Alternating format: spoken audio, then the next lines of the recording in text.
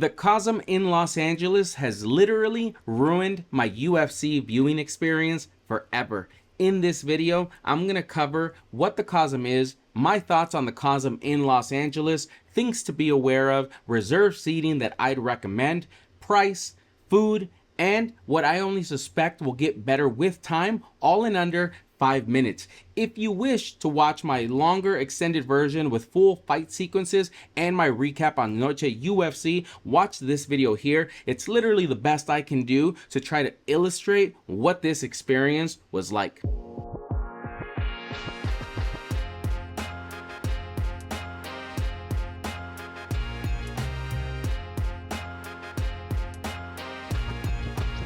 So what is the COSM? If you haven't already heard, the COSM is an immersive entertainment company that is revolutionizing the way we experience sports by transporting viewers to iconic sporting events through their cutting-edge technology. COSM puts you in the content, and unlike virtual reality sets, you're experiencing everything together with people around you. As of the date of this recording, 2 venues are open for business, one in Los Angeles and one in Dallas. My thoughts on the COSM in LA: I went here for Noche UFC to watch UFC 306, and let me waste no time. This place is incredible, and it's a damn shame that I can't afford to watch all fights here going forward. I've been to live events and sat in Dana White's VIP section and have watched from the comfort of my home with a large screen and a sound system, and this venue puts both places to shame purely from a viewing experience. The COSM makes you feel like you're watching the entire fight from the fighter's corner view as Bruce Buffer does his introductions. This is a point of view that you do not get anywhere else. Not on pay-per-view, not via a replay at a live event. The COSM literally has its own designated video feed.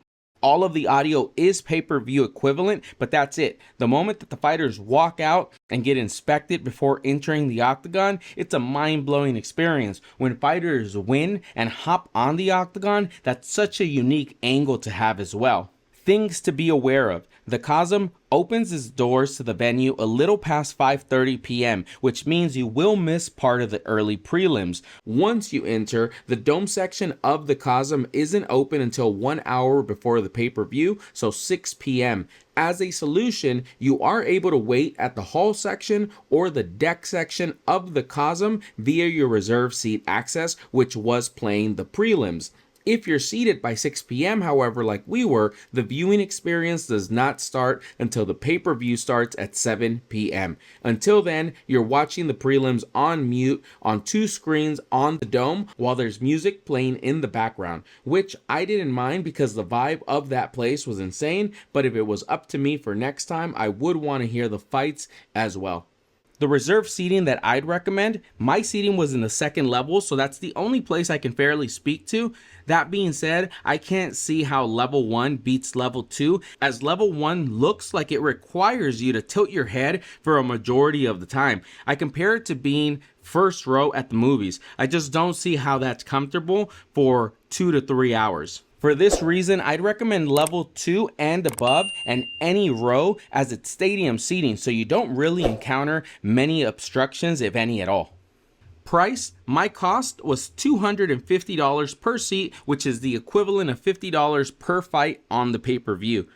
Food prices are here, and I'd say it's nothing out of the ordinary, but what is out of the ordinary is the taste. The food here was so damn good. My mom can be picky when it comes to her food, but she was going in on everything we ordered. We had the fries with birria, chips and guacamole, the steak, the chicken club, and the hot chicken, and I couldn't tell you which was my favorite because it was all quality.